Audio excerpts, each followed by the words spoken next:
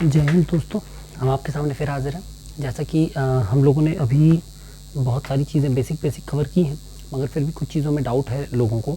और हमको पता चला जब अभी हमारे हाल ही में एक मित्र ने हमसे प्रश्न किया, तो हमने कहा उसको और क्लियर कर दें थोड़ा सा।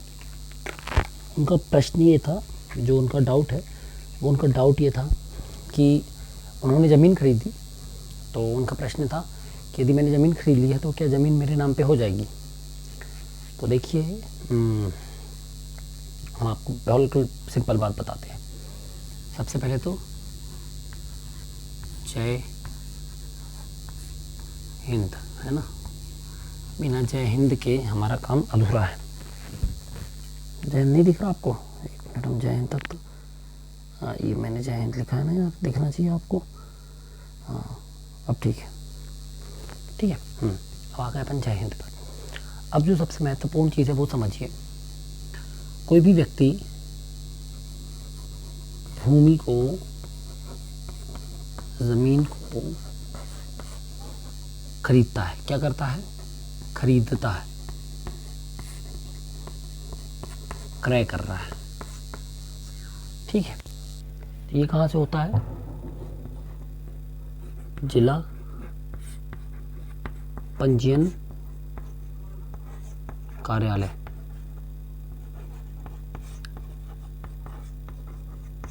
अब आप बहुत सिंपल सी बात को समझिए कि जो भूमि बेची गई, कहाँ बेची गई? डिस्ट्रिक्ट रजिस्ट्री ऑफिस में, डीआर ऑफिस में बेची गई, ठीक है, या खरीदी गई। तो ये दूसरा कार्यालय है। अब इसमें केवल एक प्रॉपर्टी को सेल या परचेज या डीड किया गया, सेल डीड किया गया या परचेज किया गया, ठीक है। तो ये एक कार्यालय का काम हो गया ख़त्म। आपने ज़मीन खरीद ली, आपका काम इस कार्यालय का ख़त्म। लेकिन अभी इसका रिकॉर्ड में, रिकॉर्ड मतलब कि भूलेख, यानी कि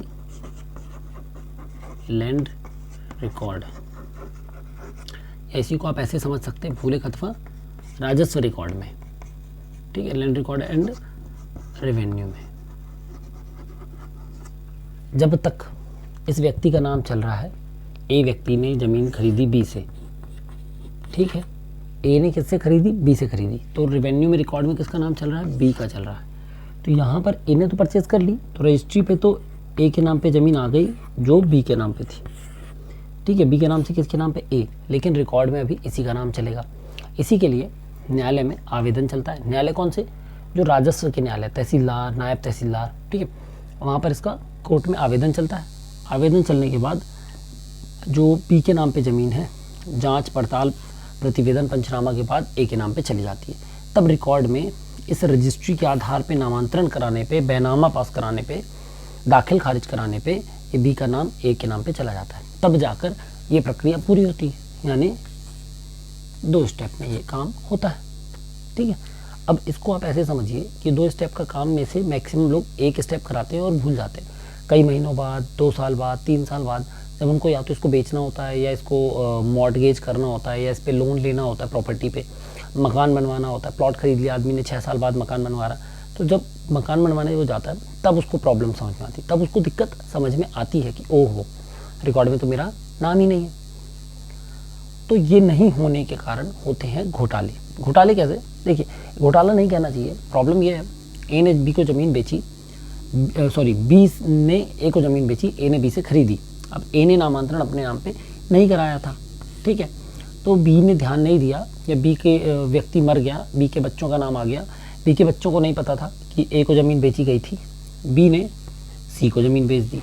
अब सी ने न्यायालय में जाके नामांतरण करा लिया, ये वाली प्रोसेस। तो जब बी के नाम से ज़मीन सी के नाम पे चली गई, ए के नाम पे क्यों नहीं गई? इन्होंने आवेदन नहीं किया था, ठीक है, या प्रोसेसिंग नहीं हुई थी, तो सी पे चली गई। अब जब सी पे चली गई, तब कभी ए पहुंचा मौके पर, तो उसको पता चला ये ज़मीन सी की चली गई, जबकि होनी किसकी चाहिए? ए की। और नियम अनुसार जिसकी रजिस्ट्री पहले होगी उस ज़मीन पर, उस प्रॉपर्टी पर पहला अधिकार उसका है।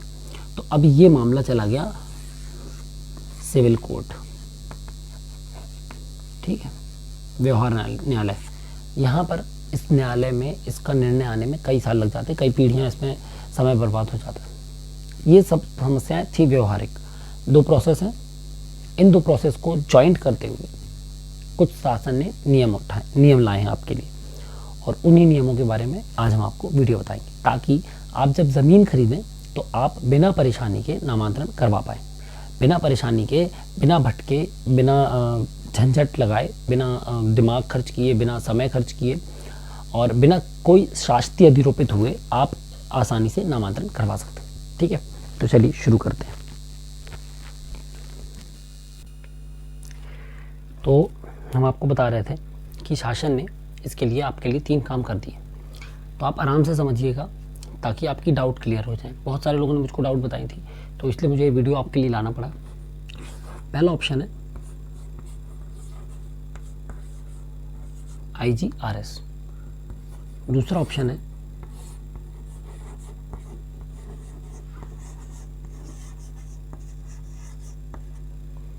तीसरा ऑप्शन है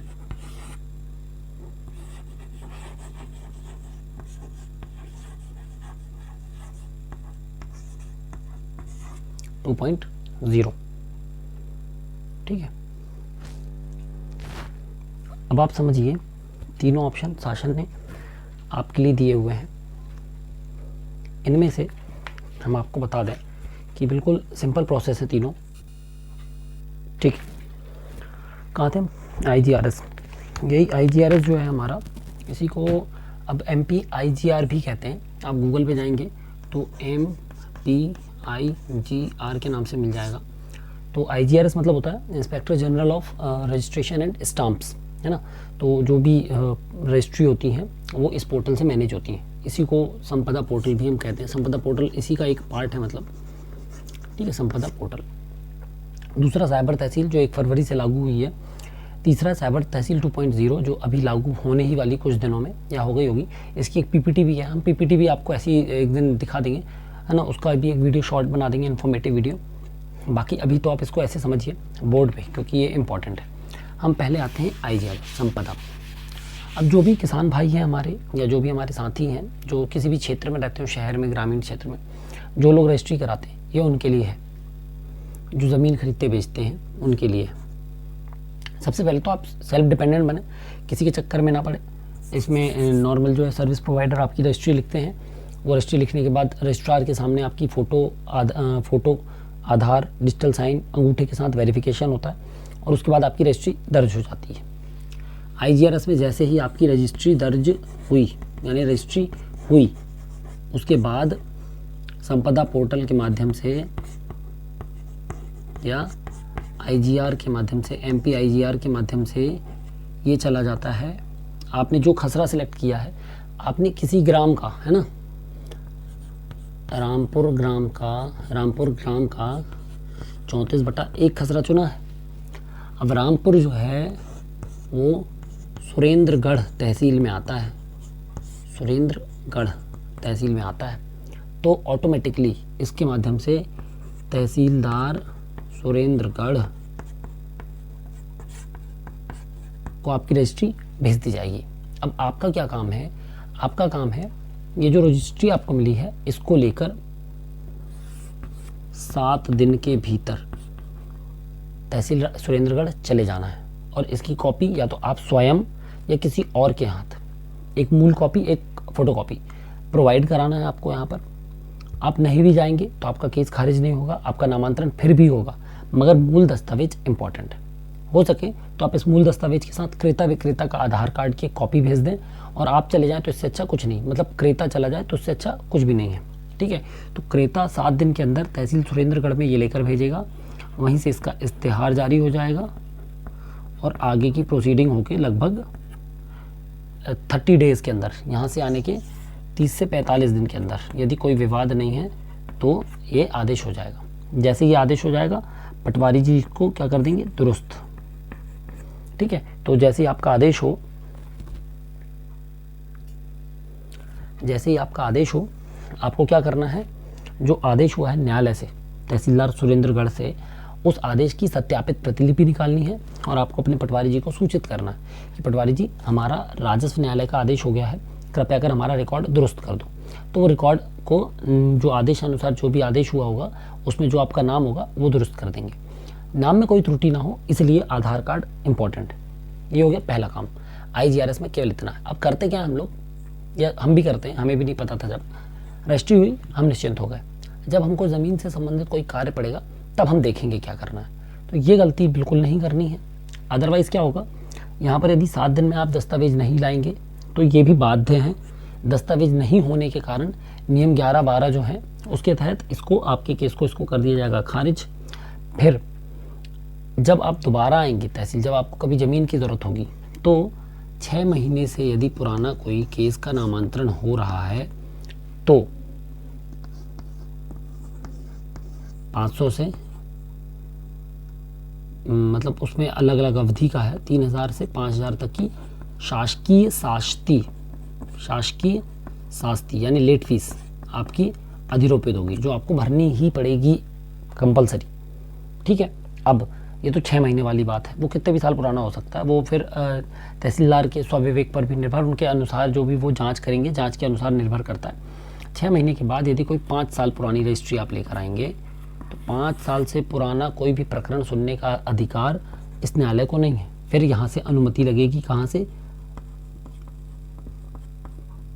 अपर कलेक्टर अथवा कलेक्टर महोदय के यहाँ से, तो उसमें लगेगा फिर आपका समय। ठीक है।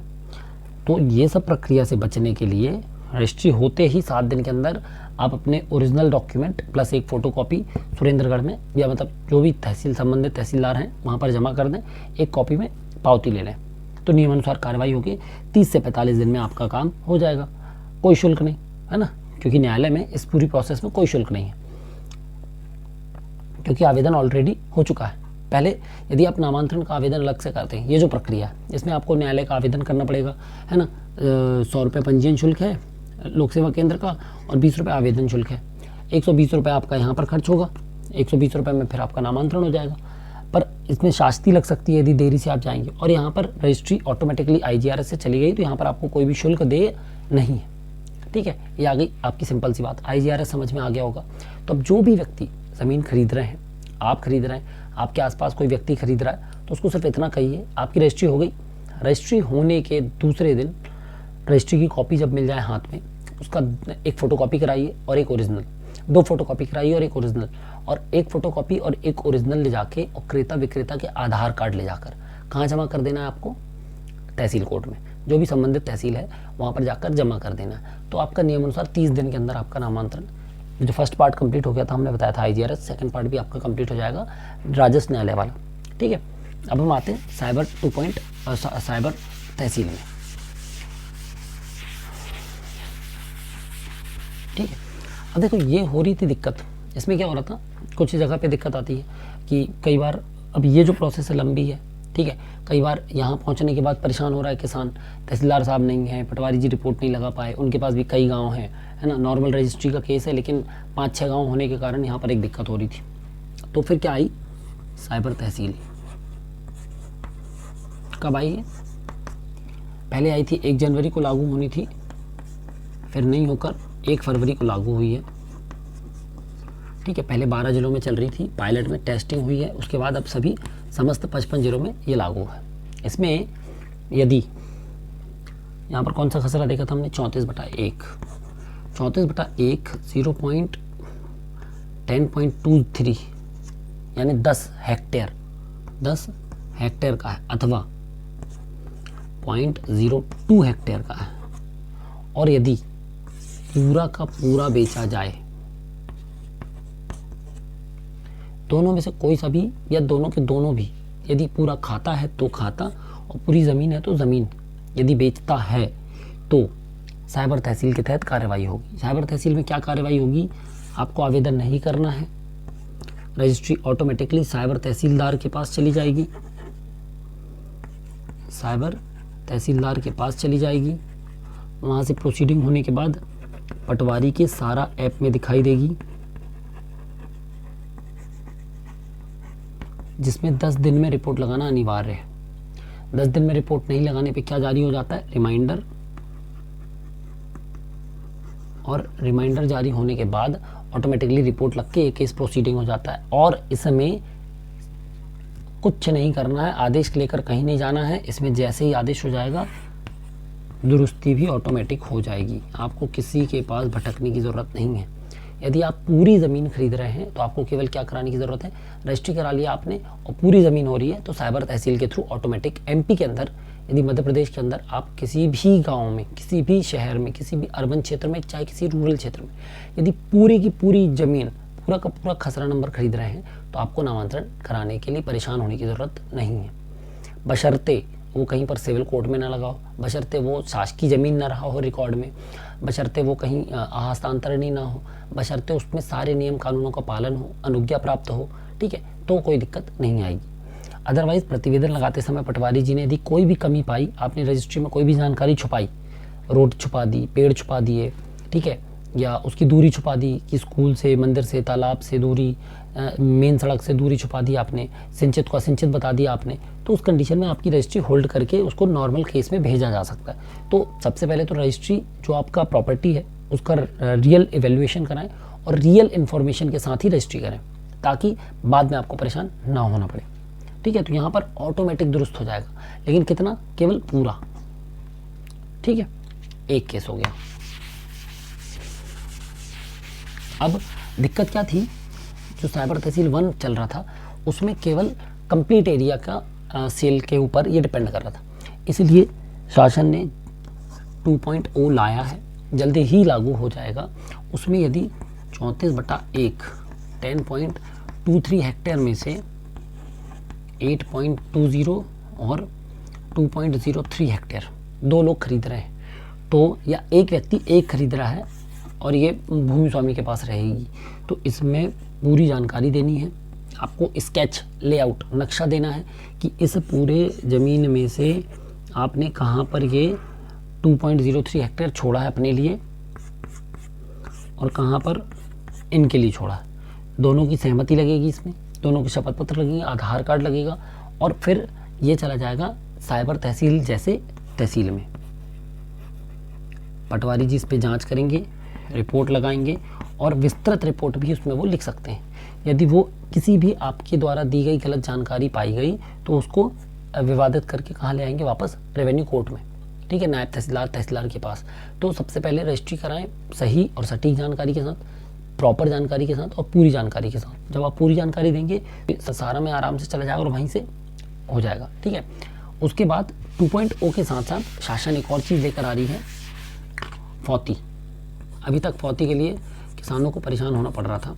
अब जल्दी ही 1 महीने, 2 महीने, 3 महीने में जब कोई व्यक्ति मृत होगा, क्या होगी, किसी की डेथ होगी, शांत होगा, मृत होगा, ठीक है, तो क्या होता है उस कंडीशन में जो सचिव, जीआरएस या पार्षद या नगर निगम, ठीक है, जहाँ से भी डेथ सर्टिफिकेट बनना है वहाँ पर उसके सिजरा अनुसार बाकी सभी लोगों का नाम खसरे से लिंक करके भेज दिया जाएगा और पटवारी जी या तहसीलदार जांच के बाद जैसे ही अप्रूव करेंगे खसरे में सभी का नाम चढ़ जाएगा।